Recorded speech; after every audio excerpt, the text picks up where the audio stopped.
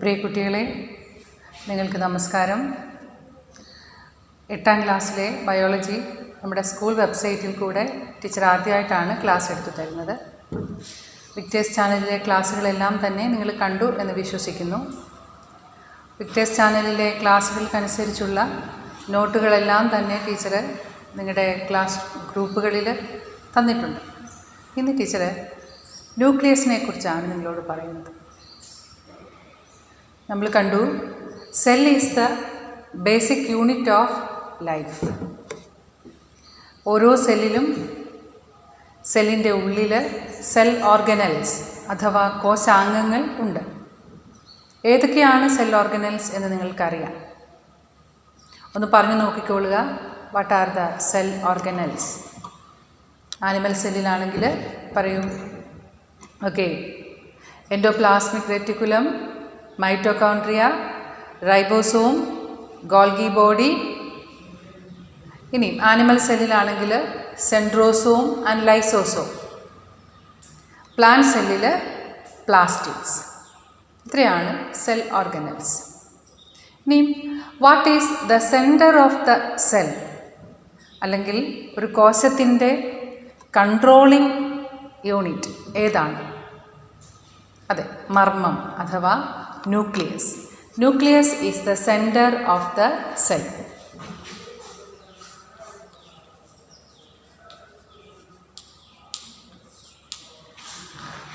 നമ്മൾ ഈ ക്ലാസ്സിൽ ഇരിക്കുമ്പോൾ നിങ്ങൾ നിങ്ങളുടെ ടെക്സ്റ്റ് ബുക്കുമായിട്ട് വേണം ഇരിക്കാനായിട്ട്. ന്യൂക്ലിയസിൻ്റെ പ്രസൻസ് അനുസരിച്ച് V can classify the cells into prokaryotic cells and eukaryotic cells. എന്നൊക്കെ പറഞ്ഞോളൂ. Prokaryotic cells and eukaryotic cells. What is the basis of this classification? അപ്പോൾ പ്രൊക്യാരിയോട്ടിക് സെൽസ് എന്ന് പറഞ്ഞാൽ ഫസ്റ്റ് ഫോംഡ് സെൽസ് ആണ്. ജീവൻ്റെ ഉൽപ്പത്തി കാലത്ത് ആദ്യമേ ഉണ്ടായിട്ടുള്ള സെൽസാണ് പ്രൊക്യാരിയോട്ടിക് cells.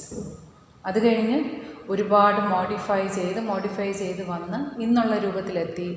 That is eukaryotic cells. പറഞ്ഞു വരുമ്പോൾ prokaryotic cells having a prominent nucleus. അപ്പോൾ കൃത്യമായ ന്യൂക്ലിയസ് ഇല്ലാത്ത കോശങ്ങളെയാണ് നമ്മൾ എന്ത് പറയുക?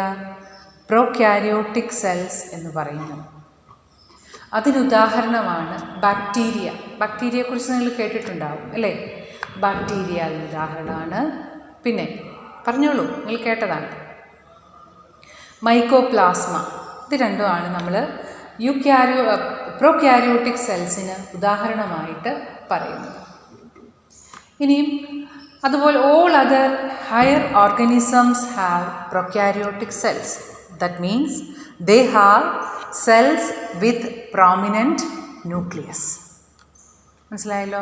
അപ്പോൾ on the basis of presence of a prominent nucleus we can classify cells into eukaryotic cells and prokaryotic cells.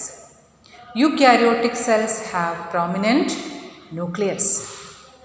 ഇനി ഏകദേശം മിക്കവാറും എല്ലാ കോശങ്ങളിലും തന്നെ ന്യൂക്ലിയസിന് ഏകദേശം ഒരു റൗണ്ടായിട്ടുള്ള ആകൃതിയാണ്, ഒരു ബോൾ ലൈക്ക് സ്ട്രക്ചറാണ്. നമ്മൾ പടം വരയ്ക്കുമ്പോൾ ഇങ്ങനെ ഒരു വൃത്താകൃതിയിൽ വരയ്ക്കും.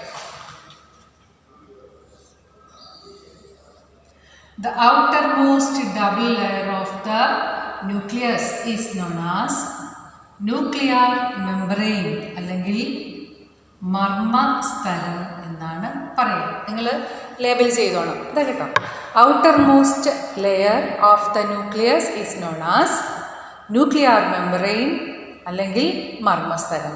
ന്യൂക്ലിയസിനെ പൊതിഞ്ഞ് ആ സൈറ്റോപ്ലാസത്തിനകത്ത് ന്യൂക്ലിയസിനെ വ്യത്യസ്തമാക്കി നിർത്തുന്നത് മർമ്മസ്ഥലമാണ്.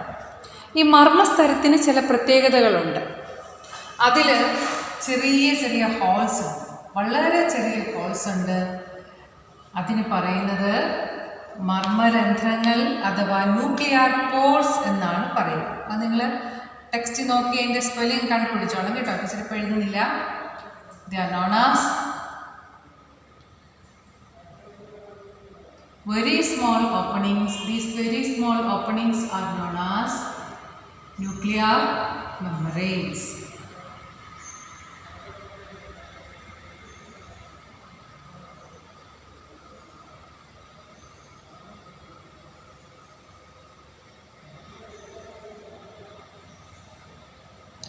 അപ്പോൾ ന്യൂക്ലിയർ മെംബ്രെയിൻസ് കാണാം, ഒത്തിരി വലിയതായിട്ട് വരയ്ക്കണം. അപ്പം there are small pores. അപ്പോൾ what is the function of the small pores? സൈറ്റോപ്ലാസത്തിൽ നിന്നും ന്യൂക്ലിയസിനകത്തേക്കും ന്യൂക്ലിയസിൽ നിന്നും സൈറ്റോപ്ലാസത്തിലേക്കും എന്ത് വരണം? മെറ്റീരിയൽസ് പോവുകയും വരികയും ചെയ്യണം. അതിനു വേണ്ടിയാണ് വളരെ ചെറിയ പോർസ് ഉണ്ട്. They are known as nuclear pores or മർമ്മ രന്ധ്രങ്ങൾ എന്ന് നമ്മൾ മലയാളത്തിൽ പറയും. Then the fluid part of the nucleus consists of a spherical body and chromatin reticulum. അപ്പോൾ nucleus is covered with a double layered nuclear membrane. അതിനകത്ത് ഒരു spherical body ഉണ്ട്. That spherical body is known as nucleolus. മലയാളത്തിലും nucleolus എന്ന് തന്നെയാണ് പറയുക. ഒന്ന് പറഞ്ഞു നോക്കിക്കേ ഉറക്കെ എല്ലാവരും. ന്യൂക്ലിയോലസ്. ന്യൂക്ലിയോലസിൽ what is the function of nucleolus? Nucleolus controls the protein synthesis or the formation of ribosomes in the cells. ന്യൂക്ലിയസിന് പുറത്തുള്ള റൈബോസോമിൻ്റെ നിർമ്മാണം, അവിടെ നിന്നുള്ള protein synthesis, all these things are controlled by nucleolus. അപ്പോൾ fluid part, we can classify the fluid part in to the nucleolus and a net like structure. നമ്മുടെ നൂലെടുത്ത് ഇങ്ങനെ കെട്ടിയിട്ടിരിക്കുന്ന പോലെ വരും ഒരു സ്ട്രക്ചർ. ഇലക്ട്രോൺ മൈക്രോസ്കോപ്പിൽ കൂടെയൊക്കെ നോക്കുമ്പോൾ വളരെ വലിയ നൂല് നമ്മുടെ തയ്ക്കുന്ന നൂലിങ്ങനെ കുഴച്ച് മറിച്ചിട്ടിരിക്കുന്നത് പോലെയുള്ള ഒരു ഭാഗമാണ്. ദാറ്റ് ഈസ് ക്രൊമാറ്റിൻ റെറ്റിക്കുലം എന്നാണ് പറയുക. This chromatin reticulum is the seat of genes. ജീൻസിനെ കുറിച്ച് കേട്ടിട്ടുണ്ടോ നിങ്ങൾ? ജീൻസ് എന്ന് പറയുന്നതാണ് നമ്മുടെ എല്ലാ സ്വഭാവങ്ങൾക്കും, എല്ലാ ജീവികളുടെയും സ്വഭാവം നിർണ്ണയിക്കുന്നത് അവരുടെ ജീനാണ്. ഈ ജീൻ ഇരിക്കുന്ന ഭാഗം ഏതാണ്? ക്രോമസോം. ക്രൊമാറ്റിൻ റെറ്റിക്കുലം എങ്ങനെ ക്രോമസോമാവും? അതൊരു വലിയ മാജിക്കാണ്. നമ്മൾ സാധാരണഗതിയിൽ ഒരു സെല്ല് ഇലക്ട്രോൺ മൈക്രോസ്കോപ്പിൽ കൂടെ ഒക്കെ നോക്കുമ്പോൾ അതിൽ ഈ ക്രൊമാറ്റിൻ റെറ്റിക്കുലം മാത്രമേ കാണത്തുള്ളൂ. പക്ഷേ സെൽ ഡിവിഷൻ്റെ സമയത്ത് ഈ ക്രൊമാറ്റിൻ റെറ്റിക്കുലം നല്ല കട്ടിയായിട്ട് ക്രോമസോംസ് ആയിട്ട് മാറും. മനസ്സിലായോ? അപ്പം chromatin reticulum converted to chromosomes at the time of cell division. Cell division എന്ന് പറഞ്ഞാൽ എന്താ? ഒരു സെല്ല് 2 സെല്ലാവും. അപ്പോൾ സെൽ ഡിവിഷൻ്റെ സമയത്ത്, കോശവിഭജന സമയത്ത് ക്രൊമാറ്റിൻ റെറ്റിക്കുലം ക്രോമസോംസ് ആയിട്ട് മാറുന്നു. അപ്പോൾ നമ്മൾ കണ്ടു ക്രൊമാറ്റിൻ റെറ്റിക്കുലം, ന്യൂക്ലിയർ പോർ, ന്യൂക്ലിയോലസ്. ഈ ന്യൂക്ലിയോലസും ക്രൊമാറ്റിൻ റെറ്റിക്കുലവും കൂടെ ചേർന്ന ഈ ഫ്ലൂയിഡ് പാർട്ടിന് പറയുന്നത് മർമ്മദ്രവ്യം ഓർ ന്യൂക്ലിയോപ്ലാസം എന്നാണ്. ന്യൂക്ലിയസിൻ്റെ സ്ട്രക്ചർ ഏകദേശം മനസ്സിലായെന്ന് തോന്നുന്നു. ഇപ്പോൾ ടീച്ചർ പറഞ്ഞ ഇത്രേ കാര്യങ്ങളേ ഉള്ളൂ. ഒന്ന്, we can classify organisms into 2 on the basis of the presence of nucleus. അതേതൊക്കെയാണ്? പ്രോക്യാരിയോട്സ്, അതായത് വ്യക്തമായ മർമ്മം ഇല്ലാത്ത, കോശത്തിനുള്ളിൽ വ്യക്തമായ മർമ്മം ഇല്ലാത്ത ജീവികളെ പ്രോക്യാരിയോട്സ് എന്നും, ഉദാഹരണം ബാക്ടീരിയ, മൈക്കോപ്ലാസ്മ. ഇനി വ്യക്തമായ ന്യൂക്ലിയസ് ഉള്ള ജീവികളെ യൂക്യാരിയോട്സ് എന്നും പറയുന്നു. എല്ലാ ഹയർ ഓർഗാനിസം, നമ്മൾ മനുഷ്യർ, പശു ഒക്കെ, വലിയ മരങ്ങൾ, മാവ്, പ്ലാവ് ഒക്കെ, അതൊക്കെ യൂക്യാരിയോട്ടിക് സെൽസാണ്. പിന്നെ ഒരു മർമ്മത്തിൻ്റെ ഘടന കണ്ടു. മർമ്മത്തിനെ പൊതിഞ്ഞ് ഒരു മർമ്മസ്തരമുണ്ട്. മർമ്മസ്ഥലത്തിൽ എന്തുണ്ട്? ചെറിയ ചെറിയ സുഷിരങ്ങളുണ്ട്. അവയ്ക്ക് പറയുന്നത് ന്യൂക്ലിയർ പോർ എന്നാണ് പറയുക. മർമ്മത്തിനുള്ളിൽ മർമ്മദ്രവ്യമുണ്ട്. മർമ്മദ്രവ്യത്തിനകത്ത് ന്യൂക്ലിയോലസ് ഉണ്ട്, ക്രൊമാറ്റിൻ റെറ്റിക്കുലം ഉണ്ട്. രണ്ടിൻ്റെയും ധർമ്മങ്ങളും ഒക്കെ നമ്മൾ കണ്ടു കഴിഞ്ഞു. ഓക്കെ, ഇനി ടീച്ചർ പറയാൻ പോകുന്നത് ശ്രദ്ധിച്ച് കേൾക്കുക. നമ്മൾ കുറച്ച് ഒരു പ്ലാസ്റ്റിക് കൂടിനകത്ത് കുറച്ച് ഒലിച്ചിറങ്ങുന്ന വസ്തുക്കൾ, കുറച്ച് മോരെടുത്ത് ഒരു പ്ലാസ്റ്റിക് കൂടിനകത്ത് കെട്ടിവെച്ചു. ഹോട്ടലിൽ നിന്നൊക്കെ ചോറ് വാങ്ങിക്കുമ്പോൾ അങ്ങനെ കിട്ടാറുണ്ട് ഇല്ലേ? അപ്പോൾ അതേ മോര് തന്നെ, ബാക്കിയുണ്ടായിരുന്ന മോര് കുറച്ച് പേപ്പറിലെടുത്ത് കെട്ടിവെച്ചു. രണ്ടിലും എന്താ സംഭവിക്കുക എന്നൊന്ന് ആലോചിച്ചേ. പ്ലാസ്റ്റിക് കവറിൽ നിന്നും ഒരു തുള്ളി പോലും മോര് താഴെ പോവില്ല. പേപ്പറിലാണെങ്കിലോ ലീക്ക് ചെയ്ത് മുഴുവൻ താഴെ പോകും. മനസ്സിലായി? നമ്മുടെ കോശങ്ങൾ ഇതുപോലെ ഫ്ലൂയിഡായിട്ടുള്ള വസ്തുക്കളാണ് അല്ലേ? സൈറ്റോപ്ലാസം എന്ന് പറയുന്നത് ഫ്ലൂയിഡ് പോലെയാണ്. അതിനകത്താണ് സെൽ ഓർഗനൽസ് എല്ലാം. ഈ കോശത്തെയൊക്കെ പൊതിഞ്ഞിരിക്കുന്ന സെൽ മെംബ്രെയിൻ ഏത് തരമായിരിക്കും? ഈ പ്ലാസ്റ്റിക് പോലെ ഒന്നും പുറത്തോട്ട് കളയാത്തതാണോ? ഈ പേപ്പർ പോലെ എല്ലാം പുറത്തേക്ക് കളയുന്നതാണോ? ചിന്തിച്ച് നോക്കിക്കേ. ഇത് രണ്ടും പറ്റുകയില്ല. മനസ്സിലായോ? ഇത് രണ്ടും പറ്റുകയില്ല. സെല്ലിനാണെങ്കിലും സെല്ലിനുള്ളിലെ സെൽ ഓർഗനൽസിനെ കവർ ചെയ്തിരിക്കുന്ന മെംബ്രെയിൻസിനാണെങ്കിലും ഈ പ്ലാസ്റ്റിക് പോലെയും പേപ്പർ പോലെയും ആകാൻ പറ്റുകയില്ല. സെല്ലുകൾക്ക് കുറച്ച് സാധനങ്ങൾ അടുത്തുള്ള സെല്ലുകളിലേക്ക് പാസ് ചെയ്യണം. അല്ലെങ്കിൽ സെല്ലുകൾക്ക് പുറത്തുനിന്ന് എല്ലാ വസ്തുക്കളെയും അകത്തോട്ട് കയറ്റാനും പറ്റുകയില്ല. അപ്പോൾ അങ്ങനെ പറയുമ്പം these bio membranes are selectively permeable എന്നാണ് പറയുക. നമ്മുടെ ന്യൂക്ലിയർ പോർ ആണെങ്കിലും സെൽ മെംബ്രെയിൻ ആണെങ്കിലും എല്ലാ സെൽ ഓർഗൻസിനെയും കവർ ചെയ്തിരിക്കുന്ന മെംബ്രെയിൻസ് ആണെങ്കിലും ദേ ആർ ബയോ മെംബ്രെയിൻസ്.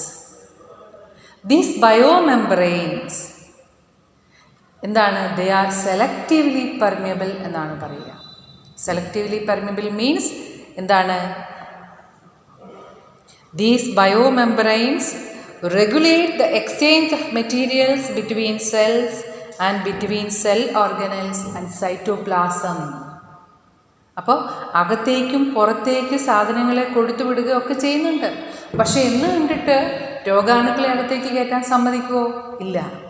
അപ്പോൾ സെലക്ട് ചെയ്ത് മാത്രമേ അകത്തോട്ട് കയറ്റത്തുള്ളൂ, സെലക്ട് ചെയ്ത് മാത്രമേ പുറത്തോട്ടും വിടുകയുള്ളൂ. So all the bio membranes are selectively permeable. അതുകൊണ്ടാണ് ഈ ഒരുപാട് രോഗാണുക്കളൊക്കെ ഉള്ള എയറിൽ കൂടെയൊക്കെ നമ്മൾ നടക്കുമ്പോഴും നമ്മൾ റെസിസ്റ്റൻ്റാണ്. നമുക്ക് എല്ലാ രോഗങ്ങളൊന്നും വരുന്നില്ല. നമ്മുടെ സെൽസിനൊക്കെ അതിന് പ്രൊട്ടക്റ്റ് ചെയ്യാനുള്ള ഒരു കഴിവുള്ളത് കൊണ്ടാണ്.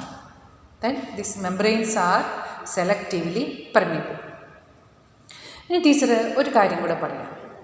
What are the main differences between plant cell and animal cell? കണ്ടു കഴിഞ്ഞു. എന്താണ്? First one, plant cells have cell wall in addition to cell membrane. Animal cells cell membrane മാത്രമേ ഉള്ളൂ. ഒന്നാമത്തെ ഡിഫറൻസ് ആണ്. രണ്ടാമത് സെൽ ഓർഗനൽസിലാണ്. Animal cells have centrioles and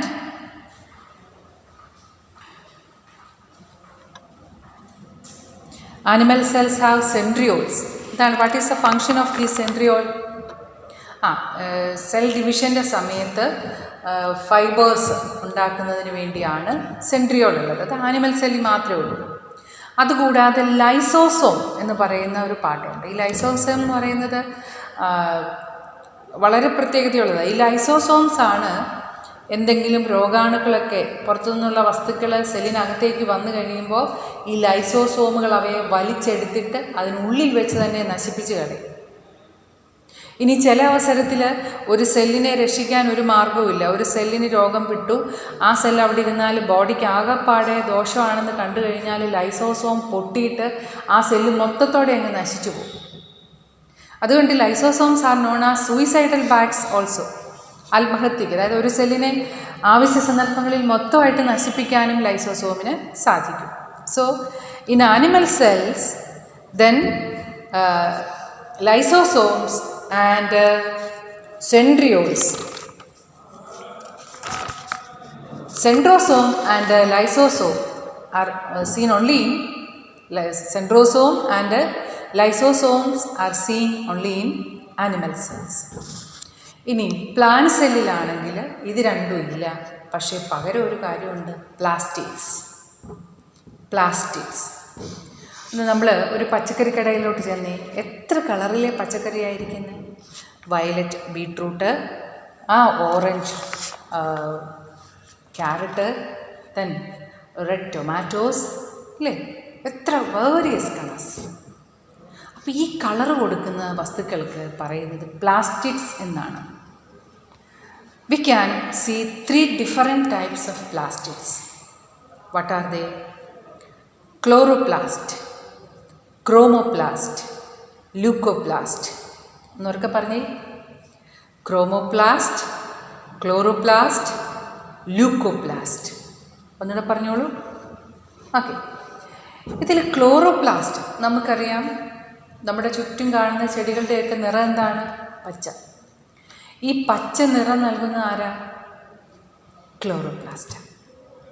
ക്ലോറോപ്ലാസ്റ്റിലെ pigment ക്ലോറോഫിലാണ് ഈ ഗ്രീൻ കളർ. അവിടെയാണ് നമുക്കറിയാം ഫോട്ടോസിന്തസിസ് നടക്കുന്നത്.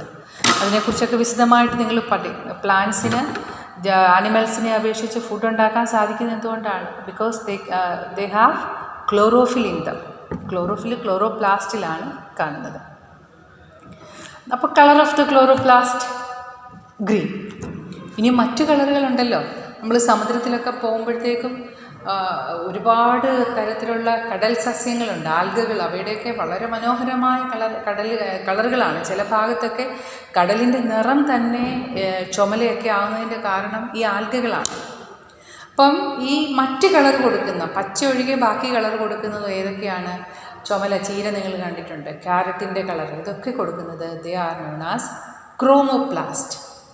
നിങ്ങൾക്ക് 3 തരം ക്രോമോപ്ലാസ്റ്റിനെ കുറിച്ചാണ് പഠിക്കാനുള്ളത്. ഒന്ന് xanthophyll. Xanthophyll gives yellow color. Then carotene gives yellowish orange. Then anthocyanin gives red or purple color. So there are 3 different types of chromoplast. 3 തരം അല്ല കേട്ടോ, കുറേച്ചുകൂടെയൊക്കെ അധികമുണ്ട്. വലിയ ക്ലാസ്സുകളിൽ ചെല്ലുമ്പോൾ പഠിക്കും. നിങ്ങൾക്ക് ഇപ്പോൾ പഠിക്കാനുള്ളത് 3 എണ്ണം. They are xanthophyll, carotene and anthocyanin. എന്നൊക്കെ പറഞ്ഞോളൂ. അപ്പോൾ അതാണ് ക്രോമോപ്ലാസ്റ്റ്. ഇനി leucoplast. Leucoplast are seen in cells where plants store their food. സസ്യങ്ങളിൽ ആഹാരം സംഭരിച്ചിരിക്കുന്ന സ്ഥലങ്ങളിൽ കാണപ്പെടുന്ന സെൽസാണ് ല്യൂക്കോപ്ലാസ്റ്റ്. പ്രധാനമായിട്ടും സ്റ്റാർച്ചൊക്കെ അവിടെയാണ് സംഭരിച്ചു വെക്കുക. ഇനിയും പഴങ്ങൾ റൈപ്പൻ ചെയ്യുമ്പോൾ, പച്ച കളറിലെ മാങ്ങ അത് പഴുത്ത് കഴിയുമ്പോൾ എന്തൊക്കെ മാറ്റം നിങ്ങൾ കാണുന്നുണ്ട്? കളർ, അല്ലേ? At the time of ripening, the chloroplast turns to chromoplast. അതാണ് പച്ച കളർ യെല്ലോ കളറായി. ഓറഞ്ചിലാണെങ്കിൽ അത് ഓറഞ്ച് കളറായി. ടൊമാറ്റോയിൽ റെഡ് കളറായി. ക്രോമോപ്ലാസ്റ്റ് ആയിട്ട് മാറുക. രണ്ടാമത്, മാങ്ങയൊക്കെ പച്ചയായിട്ടിരിക്കുമ്പോൾ കടിക്കുമ്പോൾ എന്താ? ഭയങ്കര പുളിയാണ്. പക്ഷേ അതങ്ങ് പഴുത്ത് കഴിയുമ്പോഴോ നല്ല സ്വീറ്റ് ആവുക. അതായത് സ്റ്റാർച്ച്, ദ സ്റ്റോർഡ് ഫുഡ് സ്റ്റാർച്ചാണ് അവിടെ. ഈ സ്റ്റാർച്ച് എന്തായിട്ട് മാറുന്നു? ഗ്ലൂക്കോസായിട്ട് മാറുന്നു. അന്നജം പഞ്ചസാരയായിട്ട് മാറുന്നു. അപ്പം ഫലങ്ങൾ പഴുക്കുമ്പോൾ, പാകമാകുമ്പോൾ അവയിലെ ക്ലോറോപ്ലാസ്റ്റ് ക്രോമോപ്ലാസ്റ്റ് ആയിട്ട് മാറും. അന്നജം പഞ്ചസാരയായിട്ടും മാറും. ഇപ്പോൾ ടീച്ചറിന് ക്ലാസ് എടുത്ത് നിങ്ങളോട് വ്യക്തമായിട്ട് പറഞ്ഞു പോകാനുള്ള സൗകര്യത്തിന് വേണ്ടിയാണ് ബോർഡ് ഉപയോഗിച്ചിട്ടില്ല, വളരെ കുറവാണ്. അപ്പോൾ നിങ്ങൾ ചെയ്യേണ്ടത്, ബയോളജിക്ക് 8ാം ക്ലാസ്സുകാർക്ക് അനുഭവപ്പെടുന്ന ഏറ്റവും വലിയൊരു പ്രശ്നമെന്ന് പറഞ്ഞാൽ ഈ സ്പെല്ലിങ്ങും വാക്കുകളും ഭയങ്കര ബുദ്ധിമുട്ടാണ്. അതുകൊണ്ട് മാതാപിതാക്കളൊന്ന് ശ്രദ്ധിക്കണം. ദയവ് ചെയ്ത് നിങ്ങൾ ഇരുത്തി കുട്ടികളെ ഈ സ്പെല്ലിങ്ങുകൾ എഴുതി പഠിപ്പിക്കണം.